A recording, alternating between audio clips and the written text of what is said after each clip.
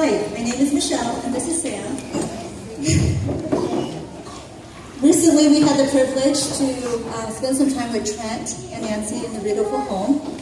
It was a fun night. We got to learn a lot from Trent.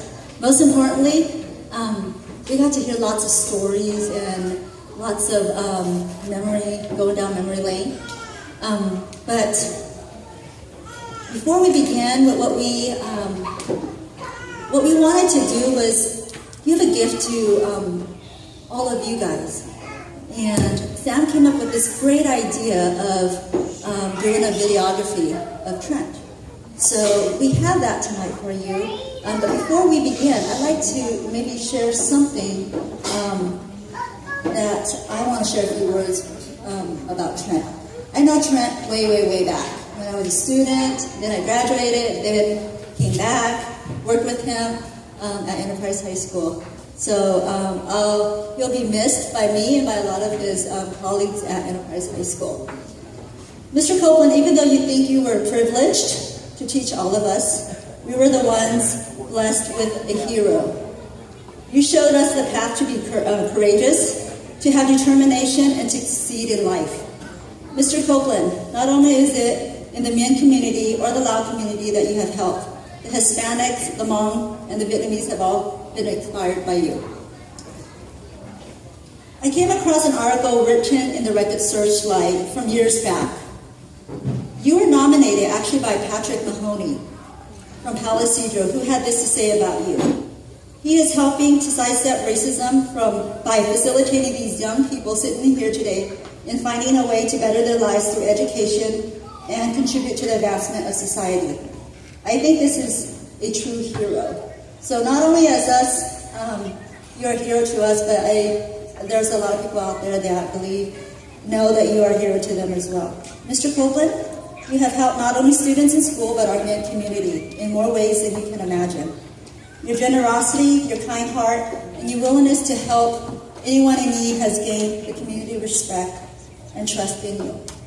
Nancy, for that we thank you deeply for sharing a true hero, Mr. Copland, with us. Without further ado, everyone please sit back and enjoy a gift. So now you can turn around.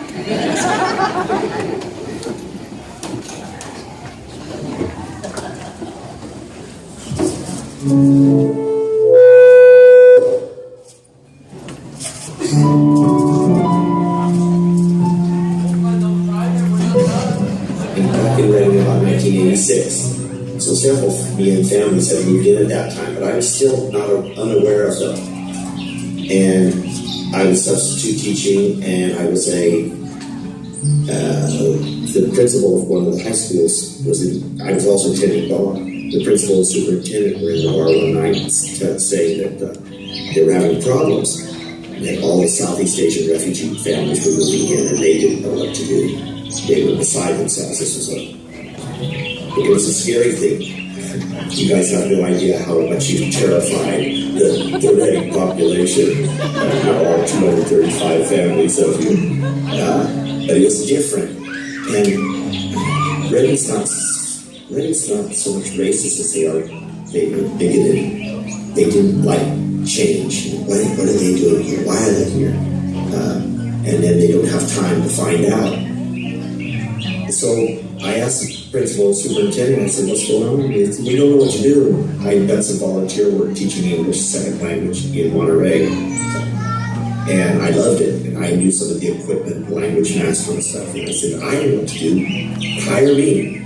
When I saw the Mien here, I wanted to show them the way I was raised. People be friendly. If you're strangers, you share it. You show off a little bit. And wow, who are you? And what are you doing here? And let me show you this. And this is Reading's a great place. And so I was in the right place at the right time. I had my credential. I was teaching English basic skills, having fun, laughing, and no pressure. If you make kids comfortable, you eliminate some of the fear and the problems, fear of making a mistake, they grow fast. And they did.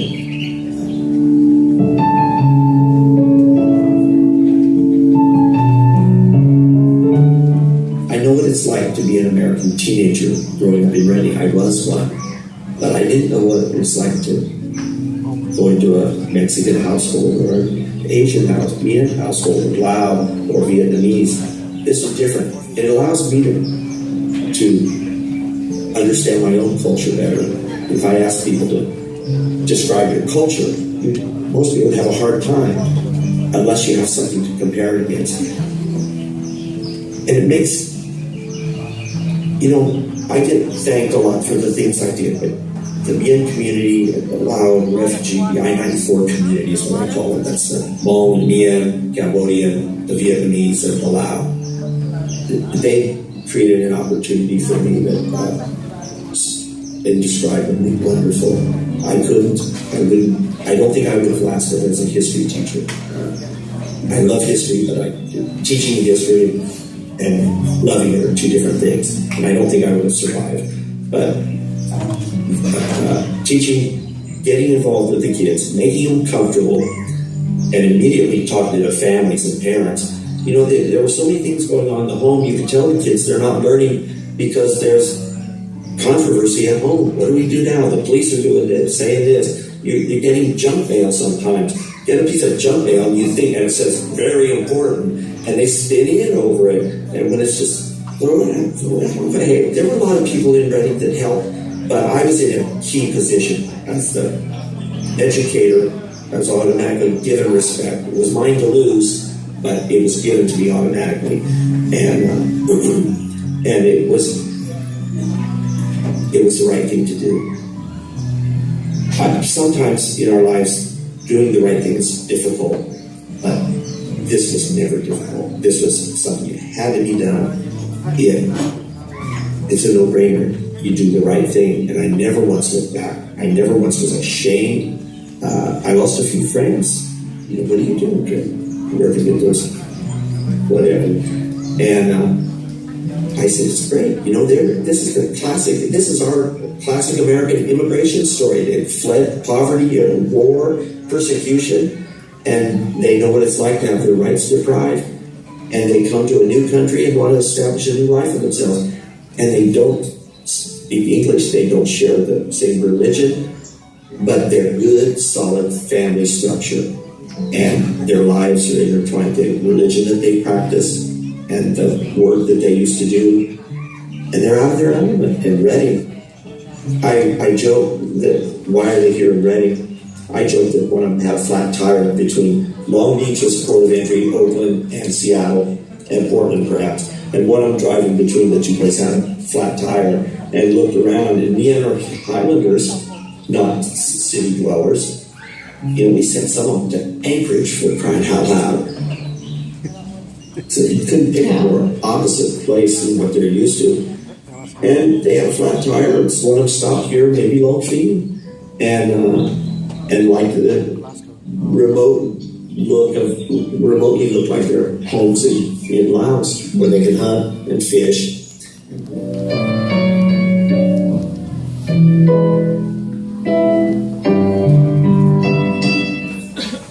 You guys were wonderful to me, and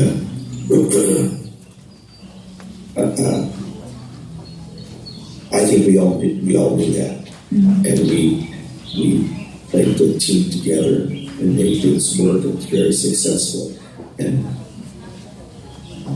what you're doing for me now is really wonderful. The last few years of my career have not been very good, and it really it makes me sentimental, but also that I don't care that they're not rich or in career or wealthy. And I know life has been tough on a lot of you guys. You've had your ups and downs, maybe divorces, maybe marriage with kids that didn't work, family and stuff problems. But the fact that you would come together like this tells me that I can at least help you become mature adults. The fact that you're doing this speaks for your maturity and your integrity. The men are always far more integrity than most of the people I dealt with on a regular basis. Well, I know that if I were in the mountains of Laos with my family, and didn't speak the language, didn't understand the culture, and I was wandering, lost. I know that the UBN would come to me and ask me, have you eaten yet? Why are you here? You're lost. Let's help you. Let's get your kids. Let's help you build a house. Let's help you learn a new religion, maybe. Let's help you learn the language. And if the police are harassing you, or if you're not understanding the laws, and they would help me, every one of them would help. None of them would let me flounder or just drift away to the wayside, have to take care of myself without understanding anything until they were sure that I was capable of taking care of myself. And even then, they would stick by me. So it's that aspect of human nature that is just remarkable. The Mayan history is remarkable because it's of some of the customs that they've retained for hundreds, if not thousands of years, doing the same thing the same way. My own background, heritage, immigrant heritage, every time we move, we change languages, religions, clothes. Nothing, there's not very much consistent.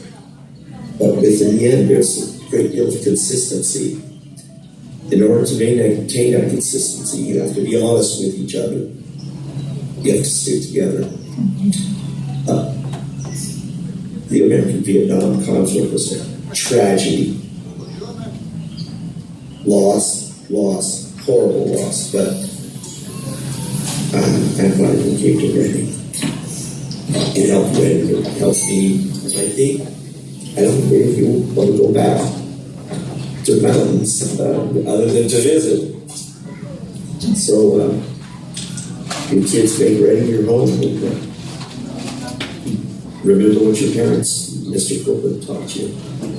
By role model, not by words, or not by anything else. Because it pays off. Okay.